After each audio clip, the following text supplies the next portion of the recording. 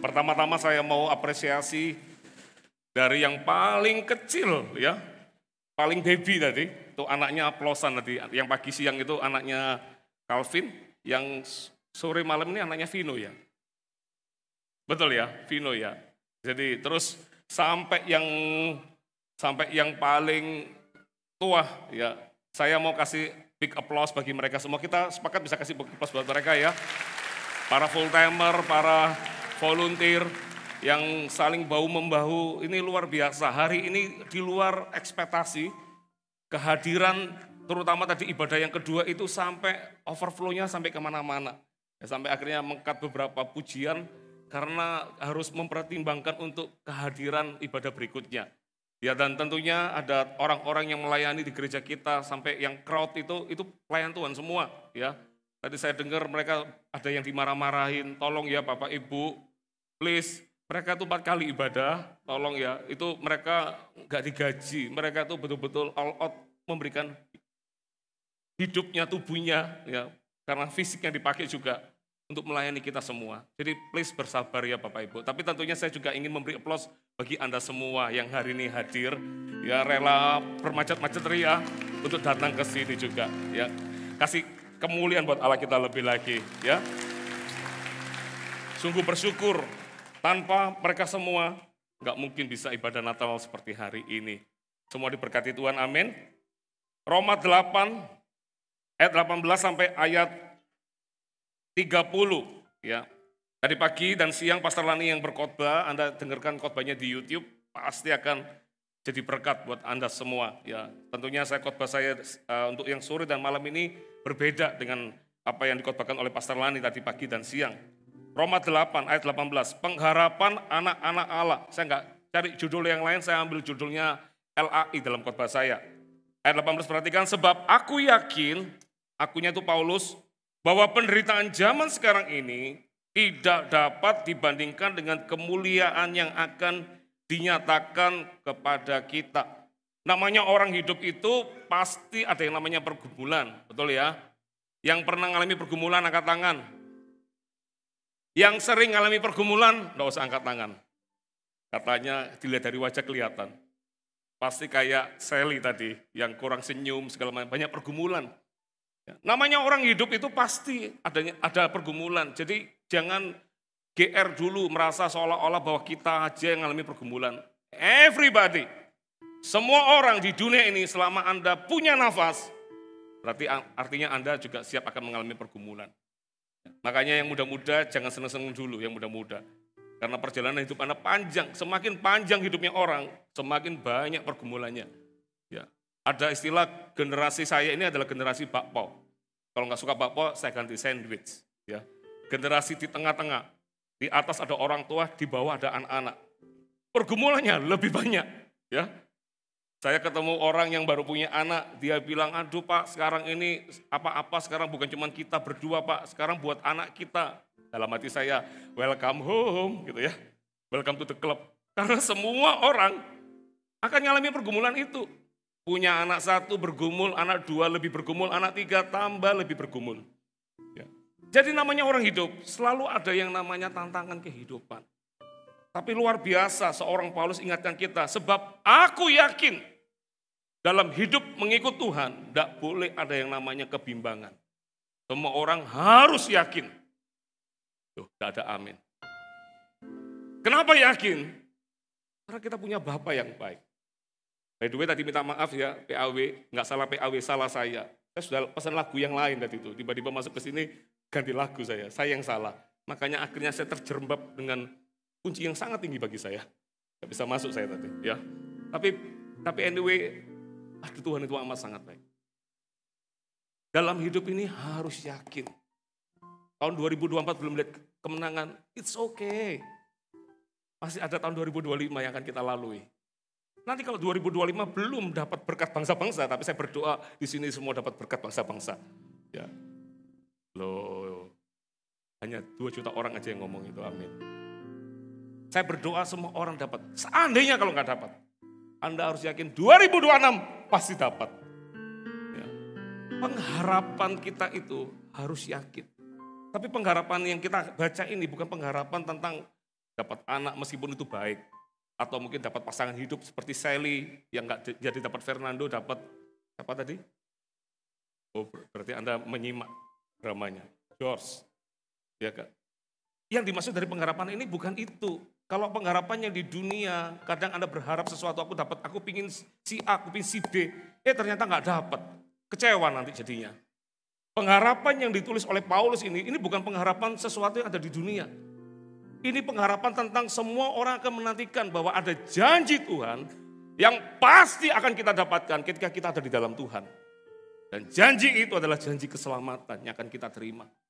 Tuhan Yesus pernah berkata, janganlah gelisah hatimu. Percayalah kepada Allah, percayalah juga kepadaku. Dan Tuhan cerita tentang surga, di rumah Bapakku banyak tempat tinggal. Kok bisa tahu? Makanya ini penghiburan bagi kita yang rumahnya masih kontraktor, maaf ya, kontrak sana, kontrak sini. Atau mungkin yang rumahnya RSSS, katanya orang bilang gitu, ini sangat sederhana sekali. Ada penghiburan. Bapak itu sediakan rumah bagi kita loh. Di surga itu gak ada orang yang ngomong gak happy, itu gak ada. Di surga tuh semua happy. Saya ngomong gini bukan berarti setelah ini kita berdoa supaya kita cepat ke surga. Enggak ya. Saya berdoa kita panjang umur. Masih ada tahun 2025 yang harus kita lewati. Ada banyak tujuan, ada banyak rencana yang Tuhan sudah sediakan bagi kita. Tapi saya mau kasih tahu bahwa hidup kita di dunia ini sementara, saudara. Mau orang berkata ini susah ya hidup di dunia ini. Come on lah. Nanti ada masanya kok, enggak usah minta. Ada masanya, kalau Anda pegang teguh iman Anda, pengharapan Anda di dalam Tuhan. Pengharapan itu nanti ketika kita menutup mata, kita melihat janji yang kekal itu. Kita enggak lagi lihat masalah, enggak lagi lihat kesedihan, enggak lagi lihat sakit penyakit. Karena betul kata firman Tuhan, berbahagialah orang yang meninggal dalam Tuhan. Karena ia yang pertama, namanya tercatat dalam kitab kehidupan. Yang kedua apa? Karena dia berhenti dari jerih lelah mereka. Namanya kalau orang hidup ada pergumulan, ngomong, berarti kamu masih hidup. Ya, kalau kamu tidak ada pergumulan, berarti jangan-jangan kamu tidak hidup, mumi mungkin di sini. Ya, jadi kalau ada masalah, bilang, hai jiwaku, ada janji yang Allah berikan, dan janji itu kekal. Apa janji itu? Seandainya Yesus nggak pernah lahir di dunia ini, maka kita tidak bisa dikatakan kita punya pengharapan. Karena pengharapan di dalam dunia itu akan sia-sia. Anda berpikir dengan banyaknya harta Anda lebih happy. Ada orang yang punya harta banyak seperti orang kaya dengan Lazarus yang miskin. Yang kaya lupa akan Tuhan. Dia lebih senang dengan sukacitanya. Ini enggak ngomong tentang status ya. Kebetulan Yesus kasih perumpamaan orang kaya itu. Karena orang kaya itu punya kitab tapi nggak pernah dipelajari. Punya kitab tapi nggak punya kerinduan untuk sungguh-sungguh di dalam Tuhan. Sedangkan satu lagi ada pengemis dikatakan namanya Lazarus. Dan Lazarus ketika dia mengemis dia berharap dapat sesuatu dari orang kaya ini. Dan dua-duanya mati. Ujung manusia itu cuma satu, mati suatu hari nanti. Nggak tahu kapan nomor urutnya. Ada yang nomor urutnya mungkin 999.000 berikutnya. Atau yang mungkin urutannya nomor 8. Nggak pernah tahu. Semua orang pasti ujungnya adalah mati. Tapi setelah mati, ada di manakah? Itulah yang paling membahayakan. Makanya kenapa kita perlu beribadah Natalan, kita terobos banjir, terobos hujan, hanya untuk mendengar khotbah.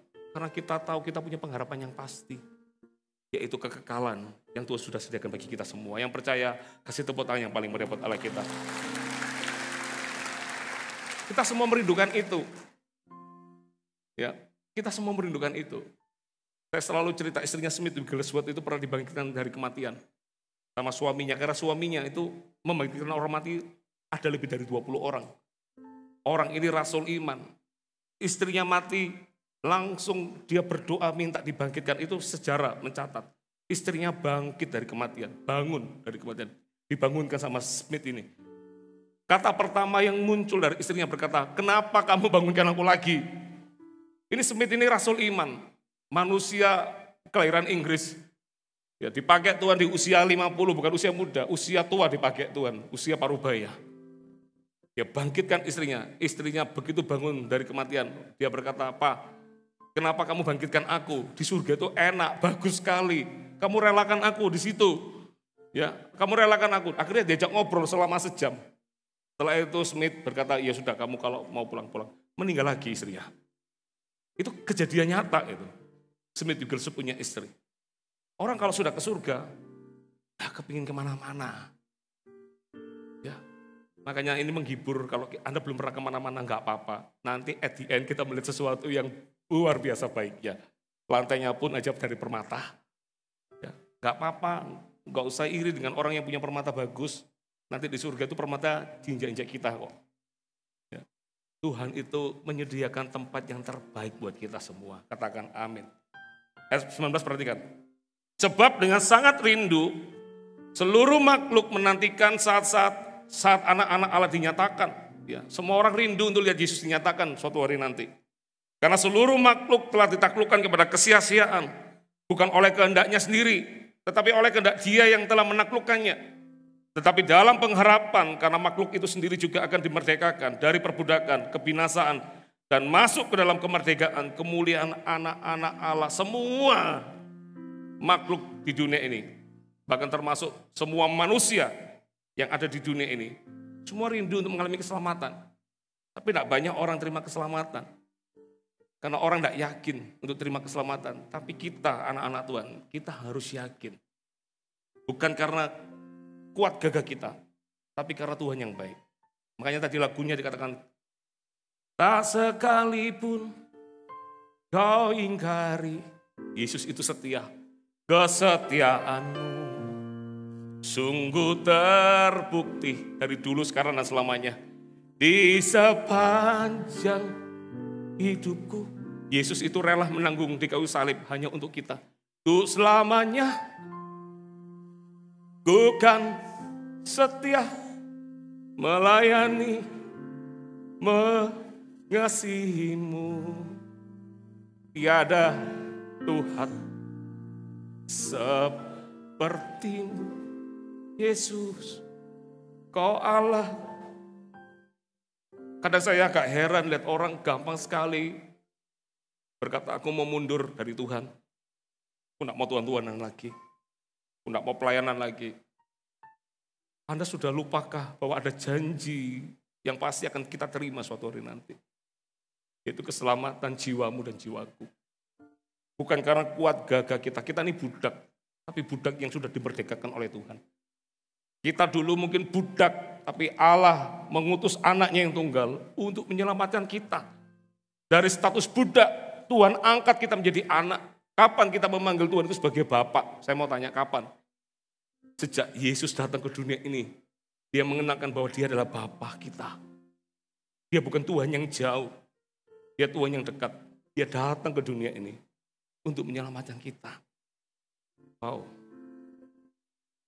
Saya selalu kagum dengan papa saya almarhum. Papa saya banyak kekurangan, tapi saya tahu saya punya papa yang baik di dunia ini. Sederhana yang papa saya lakukan. Suatu hari ada satu hal yang membuat saya itu ingat terus. Papa saya itu dapat roti sebetulnya, roti sederhana. Ya. Dan roti itu padahal papa saya mau makan. Tapi papa saya tuh rela nggak makan. Hanya untuk alasannya satu, supaya anaknya yang makan dulu.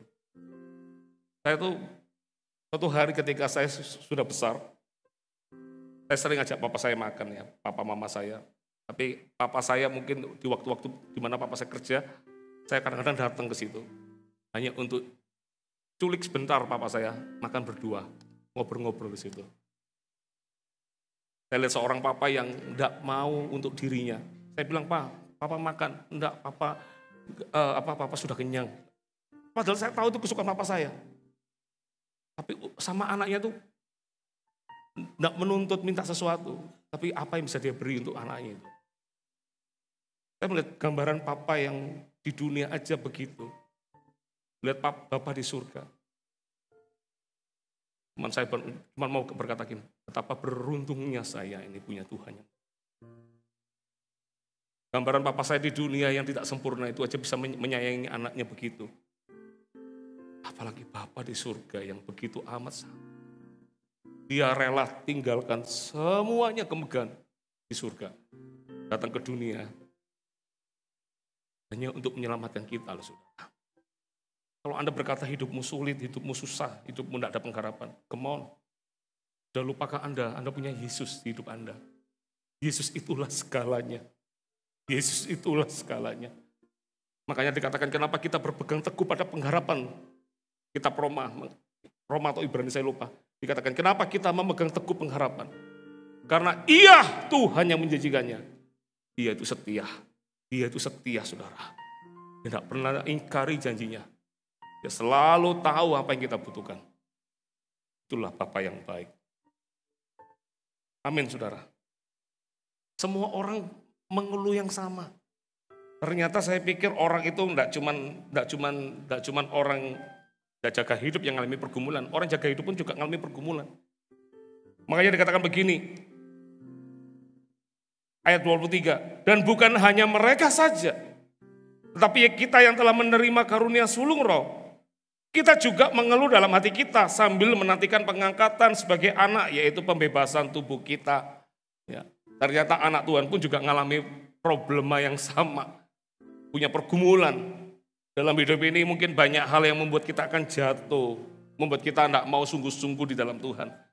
Membuat kita mungkin dari kasih mula-mula tiba-tiba akhirnya menjadi kasih yang dilupakan. Dari orang yang semangat di dalam Tuhan tiba-tiba menjadi orang yang putus pengharapan. Jangan mau kalah. Jangan mau kalah. Bisa enggak bantu saya kasih tahu kiri kanan. Jangan mau kalah. Kita harus semangat dalam Tuhan. Ya, ternyata di dunia ini semua orang mengalami pergumulan. Ya, kalau Anda mengalami pergumulan, Anda dihina, mungkin Anda dikata-katain, mungkin Anda ketika Anda sungguh-sungguh, mungkin dikata-katain, kamu gak usah sungguh-sungguh, buat gereja atau apapun. Anda tahu, Anda tidak perlu marah sama orang begitu. Yang cukup Anda pegang dalam hati Anda adalah, aku tahu aku punya janji di dalam Tuhan. Aku terima perjanjian dalam Tuhan. Bahwa aku terima keselamatan. Tidak ada alasan untuk kita gak maju, saudara. Katakan amin. Tadi saya dengar, maaf ya, tadi saya dengar dari teman-teman panitia, crowd kita tadi itu di lapangan itu mengalami sesuatu yang gak mudah, dimarah-marahin. Ketika atur parkiran, memang namanya rame ya, tapi saya ngeliat crowd kita sabar, bisa menghandle itu semua. Saya percaya pasti, karena crowd kita juga ngelihatnya bukan karena gereja Mawar Sharon, bukan. Tapi ngelihatnya pasti ada janji yang lebih tinggi dari itu, yaitu Tuhan Yesus yang pegang segala janji bahwa Dia adalah Allah yang setia. Dalam hidup saya apakah tidak ada pergumulan? Ada juga. Ada lagunya kok, pendeta juga manusia. Namanya masih hidup dalam dunia ini pasti ada pergumulan. Kemarin saya ketemu orang, saya ngeliat Pak Sam ini kayak nggak pernah punya masalah ya. Lo belum tahu dia. Masa nggak lihat rambut saya yang berkurang? Sudah tahu pasti ada masalah ya gara-gara rambut itu. Dia bilang sama saya ngeliat Pak Sam ini gak ada kerutannya. Loh, Bapak menghina saya. Banyak kerutan saya, Pak. Saya kalau lihat dari gini gak kelihatan, Pak. Tapi begitu saya pakai kacamata saya, kelihatan banyak kerutan saya. Loh, saya pakai kacamata? Iya, sesekali aja. Dia bilang, kok kayaknya Bapak kok gak punya masalah ya? Bukan gak punya masalah. Tapi di atas masalah saya pegang janji Tuhan, Pak. Makanya apa yang membuat kita kuat itu karena saya pegang janji Tuhan. Bahwa saya nggak cuma hidup di dunia ini sementara. Tapi nanti ketika saya menutup mata saya terima janji Tuhan itu. Saya mau bilang sama Tuhan, Tuhan kalau boleh request ya, nanti kalau saya kembali ke surga, saya tak jadi panggilan saya dulu lagi ya. Jadi choir aja saya. Di penari-penari sambil nyanyi lagu gitu ya. Saya mau jadi choir, jadi paduan suara di surga, tapi kayaknya berat saingannya sama malaikat soalnya. Tapi saya cuma mau dekat sama Tuhan aja di situ. Saya mau bersuka cita di dalam Tuhan. Makanya ketika saya lihat Tuhan di hidup saya, dalam hati ini bisa berkata, tidak ada yang terlalu sulit untuk kita bisa lewati. Tidak ada sesuatu yang sukar untuk kita nggak bisa hadapi. Kalau orang berkata itu sukar, itu sulit, nanti nggak lihat Tuhan di hidupnya. Nggak ada amin. Anda kalau lihat masalah itu sukar atau sulit? Nggak ada pilihan yang lain ya. Anda melihat masalah itu sukar atau bisa dilewati? Coba bilang, sungguhan tah. Kadang-kadang kita gampang sekali untuk berkata, aku tak mundur ya. Aku tak nggak sungguh-sungguh ya. Sebetulnya kalau orang sampai berkata itu, artinya dia kehilangan Tuhan di hidupnya. Yang nulis ayat ini namanya Paulus. Kita tahu Paulus ya, dia melepaskan semua di masa lalu. Bangsa Romanya, status yang istimewa di waktu itu. Muridnya Gamaliel, orang pintar, pejabat, pintar menguasai kitab Taurat. Kurang apa coba? Tapi Paulus berkata, aku lebih suka dalam kesukaran. Aku lebih suka dalam penderitaan. Aku lebih suka dalam kapal karam. Dan dikatakan gini, di dalam kelemahan, kuasanya semakin sempurna. Wow, kok ada orang suka dalam kesukaran? Orang itu kan sukanya dalam sukacita ya, dalam senang-senang. Hanya orang yang melihat Yesus itu menjadi harta yang terbaik. Dalam pergumulan seberat apapun menurut orang itu, tetap dia akan berkata, aku percaya Tuhanku punya jawabannya. Tuhanku tahu yang terbaik. Amin. Bisa enggak ngomong sama diri sendiri, masalahmu itu kecil. Masalahmu itu ringan. Sebab kamu punya Tuhan. Yang percaya kasih tepuk tangan yang paling meriah buat Allah kita. Ayat 24. Sebab kita diselamatkan dalam pengharapan. Ya. Tetapi pengharapan yang dilihat bukan pengharapan lagi. Sebab bagaimana orang masih mengharapkan apa yang dilihatnya. Tetapi jika kita mengharapkan apa yang tidak kita lihat, kita menantikannya dengan tekun. Surga sudah kelihatan nggak dari kita? Nggak kelihatan. Dari dulu waktu kecil saya pasti ada yang berkata, pendetanya pasti yang bicara, Tuhan akan datang segera. Ya. Ternyata setelah puluhan tahun kemudian masih belum datang hari ini. Kita belum lihat surga sampai sekarang ini. Tapi saya mau kasih tahu kepada Anda, itulah pengharapan. Nggak lihat tapi kita tetap cinta Tuhan. Nggak lihat tapi tetap kita semakin lebih lagi. Nggak lihat kita ketika kita disakiti kita bisa mengampuni. Nggak lihat kita masih bisa melayani Tuhan. Sekalipun kita mengalami penolakan, kita tetap bisa melayani Tuhan yang terbaik. Itulah pengharapan. Karena pengharapan itu enggak lihat, tapi orang itu tetap akan melakukan yang terbaik. Itu pengharapan. Amin. Dan untuk mencapai pengharapan, dikatakan dibutuhkan yang namanya ketekunan. Katakan tekun. Apa tekun itu? Dari tadi saya nggak buka catatan khotbah saya. Ya. Tekun, apa tekun itu? Saya cari dalam KBBI, Kamus Besar Bahasa Indonesianya. Dikatakan tekun itu apa? Tekun itu bicara ini. Bekerja atau berusaha dengan sungguh-sungguh, giat, dan berkeras hati untuk mencapai sesuatu yang diinginkan. Itu orang tekun. Dan orang yang tekun menurut Alkitab, dikatakan gini. Dikatakan begini, adalah keputusan atau ketetapan hati yang kuat untuk bersungguh-sungguh, rajin dan tuntas dalam melakukan apapun. Dalam bekerja itu jangan punya prinsip setengah-setengah. Sekali bekerja ngomong iya, iyalah sampai akhir. Itu tekun. Kita tidak lihat pengharapan kita, kok Tuhan katanya mau ditolong ini. Katanya Tuhan itu mendengar doa. Tapi aku berdoa buat anak belum dapat nih. Jangan menyerah. Saya selalu punya jawaban doa itu 3. Jawaban Tuhan itu selalu ya atau tidak, yang kedua. Yang ketiga, Tuhan tahu yang lebih baik. Bisa paham ini? Dalam hidup mengikut Tuhan tidak boleh ada yang namanya curiga. Sedikit-sedikit merasa Tuhan ini ada enggak ya? Tuhan ini sayang apa enggak ya? Tapi kita harus pegang bahwa Tuhan aku mau. Bahwa di dalam Kau tuh pasti janjimu itu iya dan amin. Katakan amin saudara. Tekunlah. Untuk mencapai pengharapan itu perlu tekun. Dan tekun itu butuh semangat tinggi untuk mencapainya. Ya. Makanya nggak heran ada orang-orang yang bisa finishing well, tapi ada orang-orang yang belum finish sudah mengakhiri. Jangan. Hidup yang kita jalani tiap hari bangun tidur itu anugerah. Bisa enggak bangun tidur besok pagi, begitu bangun langsung berkata, thank God, terima kasih Engkau memberikan aku hidup. Jangan diakhiri hidupmu, belum waktunya. Kenapa ada orang mengakhiri hidup? Karena dia nggak lihat pengharapan itu. Makanya saya mau katakan hari ini ada pengharapan yang jauh lebih mulia. Pengharapan itu diberikan oleh karena nyawa yang diberikan. Karena dia menghargai kita. Dia mengasihi kita dengan amat sangat. Sehingga kita terima keselamatan itu. Amin. Tolong hargai hidupmu dan hidupku. Bisa enggak bilang kiri kanan, hargai hidupmu. Karena dalam hidupmu itu ada keselamatan yang Allah berikan. Katakan amin. Dengan cepat aja, dikatakan ayat 26, demikian juga Roh membantu kita dalam kelemahan kita, sebab kita tidak tahu bagaimana sebenarnya harus berdoa. Tetapi Roh sendiri berdoa untuk kita kepada Allah dengan keluhan-keluhan yang tidak terucapkan.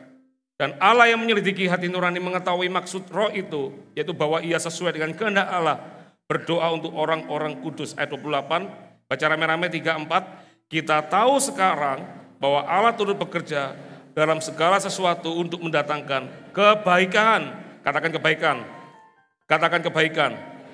Bagi mereka yang mengasihi Dia, yaitu bagi mereka yang terpanggil sesuai dengan rencana Allah. Dengan cepat aja 4 poin sederhana yang saya ingin bagi buat Anda. Pengharapan anak Allah akan terjadi yang pertama, ketika kita tekun menantikan apa yang Tuhan janjikan. Surga itu harus jadi grand prize-nya kita. Ya. Ada orang yang dapat undian, dapat kipas angin, meskipun kipas angin berharga. Tapi kalau Anda tahu ada grand prize-nya, jangan sukacita dengan kipas angin terus pulang, jangan. Kalau saya tahu ada grand prize-nya itu yang saya akan kejar.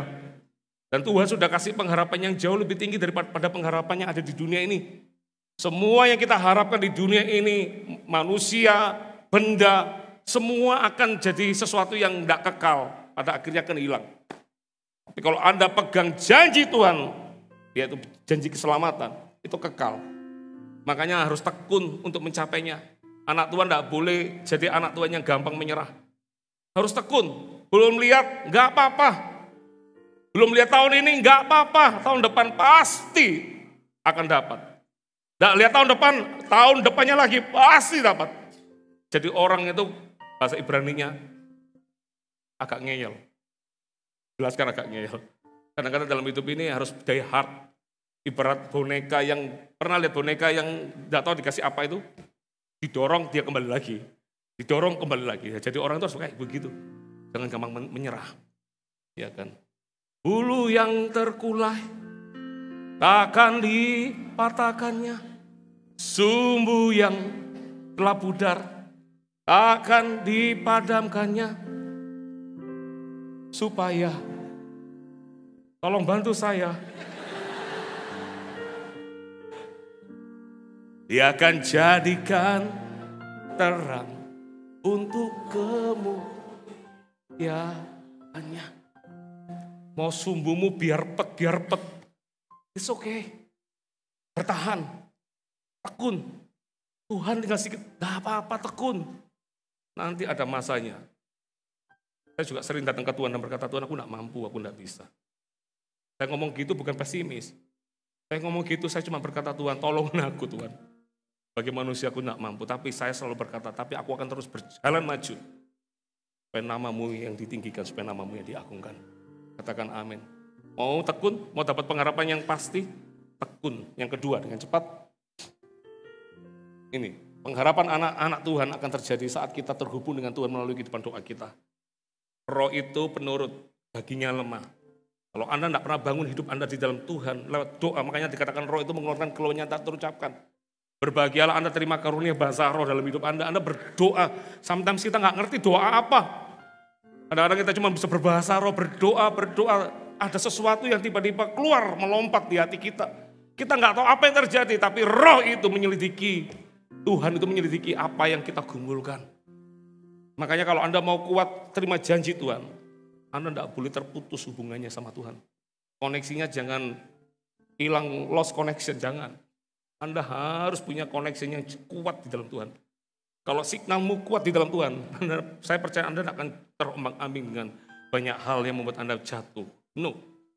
Kalau signalmu kuat di dalam Tuhan, pasti Anda tidak akan jadi orang yang gampang mudah menyerah. Kalau Anda mudah menyerah, jangan-jangan signalmu tidak pernah kuat, Anda tidak pernah bangun manusia romo di dalam Tuhan. Kita harus bangun. Tuhan Yesus pun yang adalah Tuhan sempurna. Tapi dia memberikan contoh buat kita, dia berdoa juga kepada Bapaknya. Dia selalu berdoa buat Bapaknya. Dia mau terhubung, tahu enggak? Yang paling berat buat Tuhan Yesus itu bukan dihujat, ditinggalkan, dijual, disiksa, dihajar. Yang paling berat buat Tuhan Yesus adalah ketika dia berkata, Eli, Eli, lama sabachthani. Allahku, Allahku, Di manakah engkau? Yang buat Tuhan paling berat itu adalah ketika dia terputus dari Bapaknya yang di surga, itu berat. Dalam hidup kekristenan kita, gak ada yang namanya masalah itu bikin kita jatuh, mati, itu gak ada. Tapi itu bisa membuat kita mati, karena Anda tidak terhubung dengan Tuhan yang kita punya itu. Amin. Kita harus terhubung, katakan terhubung. Doa-doa kita jangan malas, harus terhubung. Amin. Yang ketiga, pengharapan janji anak-anak Tuhan akan terjadi karena kita percaya Tuhan selalu punya rancangan yang terbaik buat hidup kita. Sama Tuhan itu jangan curiga yang buruk, harus punya curiga yang baik. Saya itu lebih memilih percaya kepada Tuhan, meskipun kadang-kadang kok tidak sesuai ya apa yang saya percaya ya. I trust God. I put my trust in God. Saya mau taruh kepercayaan saya di dalam Tuhan. Hanya Tuhan. Karena Tuhan dikatakan rancangannya bukan rancangan kecelakaan, tapi rancangan baik. Kapan itu kita tahu bahwa itu rancangan yang baik? Nanti pada waktunya ketika Anda tidak menyerah, ketika Anda tekun, ketika Anda selalu terhubung sama Tuhan, nanti ada masanya kita akan berkata, kita tahu sekarang. Kapan? Saat Anda lihat ada pertolongan Tuhan dalam hidupmu. Makanya jangan curiga yang buruk sama Tuhan. Percaya Tuhan, aku tahu Tuhan punya maksud yang baik. Ada satu orang yang dia astronot, dia seorang guru yang berhasil memenangkan Grand Prize untuk jadi astronot. Dia sudah melewati banyak ujian dan segala macam. Dan dia dinyatakan lolos. Tapi ketika pada mau pemberangkatan pesawat NASA itu, tiba-tiba dia dinyatakan dia fail, dia gagal. Kecewa dia sama Tuhan. Tuhan, kenapa ini terjadi? Kenapa? Aku kan sudah mempersiapkan. Di antara semua orang itu aku sudah bersaksi kok. Bahwa aku lihat di antara semua orang aku dipilih. Gitu. Tapi kenapa waktu mau berangkat kok nggak jadi berangkat? Ternyata pesawat itu meledak. Nggak berapa lama ketika dia take off meledak. Dari yang namanya mau kecewa sama Tuhan menjadi berkata bahwa Tuhan ternyata engkau punya rancangan masih dalam hidupku. Memang jadi orang itu jangan gampang terburu menghakimi Tuhan. Meskipun Anda lihat jalanmu kelihatannya buntu. Meskipun Anda kelihatan jalanmu banyak kerikilnya, banyak geronjalannya. Jangan curiga sama Tuhan. Anda berkata bahwa Tuhan kau setia. Janjimu ya dan amin. Amin. Yang percaya kasih tepuk tangan bagi Tuhan kita. Yang terakhir yang keempat. Pengharapan anak-anak Tuhan akan terjadi. Karena berani memberikan hidupnya untuk diarahkan dan dibentuk sesuai kehendaknya. Kalau nggak kepercayaan saya bacakan ayat 29, sebab semua orang yang dipilihnya dari semula, mereka juga ditentukannya dari semula untuk menjadi serupa. Ya, ternyata orang Kristen itu nggak cuma dipanggil untuk beragama, menjadi serupa dengan Tuhan. Makanya nggak heran ada banyak pembentukan yang terjadi. Yang marahan tiba-tiba dibentuk sampai jadi orang yang lembut hati. Yang nggak sabaran dibentuk sama Tuhan sampai jadi orang sabar. Ya. Tuhan itu tahu, kalau dia memilih kita, dia ingin menjadikan kita tuh serupa dengan gambarnya. Dikatakan serupa dengan gambaran anaknya, supaya anaknya itu menjadi yang sulung di antara banyak saudara. Dan mereka yang ditentukannya dari semula, mereka itu juga dipanggilnya. Dan mereka yang dipanggilnya, mereka itu juga dibenarkannya. Dan mereka yang dibenarkannya, mereka itu juga dimuliakannya. Tuhan itu punya rancangan buat kita, nggak cuman hasil akhir di dalam kehidupan kita janjinya. Tapi yang Tuhan mau kita melewati prosesnya itu. Dan ini butuh kerelaan hati untuk berkata bahwa Tuhan bentuklah seperti yang kau mau. Saya katakan, saya mau tutup dengan ini. Abraham dibentuk karena Tuhan mau menjadikan Abraham sebagai bapa banyak bangsa. Dan melalui Abraham dikenal sebagai bapa orang percaya. Abraham pembentukannya gak gampang, banyak sekali. Bergumul untuk anak loh, biar diberkati. Selalu dalam hidup ini, selalu ada kata tetapi. Sama kayak Sakaria, Elisabeth, mereka adalah orang yang benar. Sakaria adalah seorang imam. Tapi ada kata ini, tetapi mereka tidak punya anak. Dalam hidup ini selalu ada kata tetapi. Abraham itu tetapinya 25 tahun untuk melihat janji Tuhan digenapi. Janji Tuhan supaya punya bintang di langit keturunannya, pasir di laut. Satu pun tidak kelihatan. Tapi terhadap janji Tuhan, nanti khotbah saya berikutnya, dia tidak pernah bimbang. Karena dia percaya bahwa Tuhan itu adalah Tuhan yang able, yang mampu melakukan segala perkara. Itu Abraham. Dia dibentuk ujungnya untuk menjadi bapak banyak bangsa. Yusuf dibentuk untuk memelihara sebuah bangsa. Seandainya kalau Tuhan berkata, Yusuf, nanti kamu akan tak jadikan pemimpin di Mesir, kamu akan jadi orang nomor 2, kamu pembesar, orang akan menyembah kamu semua, Yusuf, termasuk saudaramu. Mau enggak Yusuf? Yusuf akan berkata, yes mau. Terus Tuhan berkata gini, tapi Yusuf, kamu nanti akan dijual loh, jadi anak kesayangan papa, nanti kamu akan jauh dari papamu loh, papa yang menyayangimu, kamu akan terhilang dari papamu nanti. Terus kamu nanti akan difitnah Sub, ternyata kamu dianggap kamu nanti melakukan perbuatan cabul, padahal kamu tidak melakukan. Terus kamu nanti dipenjara Sub, dipenjara kamu dilupakan lagi. Setelah kamu ceritakan mimpi, kamu pikir kamu akan dibawa naik, ternyata kamu dilupakan Sub. Baru setelah itu kamu diangkat Tuhan, dan itu butuh waktu belasan tahun loh Sub. Kalau jadi Yusuf apa jawabannya? Tak mau Tuhan, orang itu maunya enak tok, tapi orang tidak mau proses. Padahal yang Tuhan mau jadikan kita itu bukan cuma terima janji, tapi dijadikan serupa dengan Tuhan. Yesus itu, dia datang ke dunia ini bukan untuk dilayani. Dia yang melayani. Dia memberikan teladan bagaimana orang melayani yang terbaik. Bagaimana orang itu memberi makan, bagaimana orang itu berbelas kasih. Yesus memberikan teladan bagi kita semua. Bagaimana dia berkata, kalau ada orang tampar pipi kananmu, betul ya, pipi kanan atau pipi kiri? Loh, gak ada yang jawab. Ya sudahlah, whatever pipinya. Kalau sudah kena yang satu, beri yang satu yang lagi. Itu Yesus memberikan teladan. Dia tidak cuma kasih perintah, dia yang mengalami itu sebetulnya. Kalau ada orang minta pengampunan, Petrus berkata, apakah 7 kali Tuhan? 7 kali itu sudah standar paling tinggi. Karena orang di waktu itu, para ahli Taurat kasih 3 kali dalam sehari. Petrus sudah kasih 2 kali, 7 kali Tuhan. Tapi Yesus berkata, tidak cukup Petrus, harus 70 kali 7 kali. Dan itu Yesus yang lakukan buat kita. Bukankah kita yang sering kali berkata, Tuhan ampuni aku orang berdosa ini, aku mau bertobat, aku mau sungguh-sungguh. Besok dosa lagi. Nanti bertobat lagi di sini ngomong, tapi habis itu menyangkali lagi sama Tuhan. Masih ngomong lagi, ampuni aku, menyangkali lagi. Tapi Tuhan tetap tangannya terbuka lebar untuk mengasihi kita. Yesus itu memberikan teladan buat kita. Yang dicari Tuhan bukan cuma terima janjinya, tapi menjadi serupa dengannya itu loh. Dan itu ada karakter-karakter yang dibentuk. Siapa yang percaya Tuhan punya rancangan yang baik buat kita? Kebetulan Anda jadi suaminya siapa? Jadi istrinya siapa? Jadi papa mamanya siapa? Atau jadi anaknya siapa? Temukan goal, tujuan dalam hidupmu di dalam Tuhan. Karena saya percaya ketika Anda ditaruh di situ, Tuhan mau menjadikanmu indah, saudara. Dan ketika Anda berkata, ya Tuhan, jadilah seperti yang Kau mau. Kita akan menerima janji Tuhan itu. Yang percaya kasih tepuk tangan yang paling meriah buat kita. Mari kita bangkit berdiri. Thank you Jesus.